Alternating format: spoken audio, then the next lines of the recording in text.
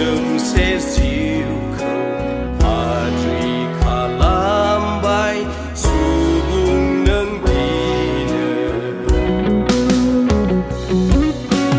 Dadeng menisela Gauni tangki badi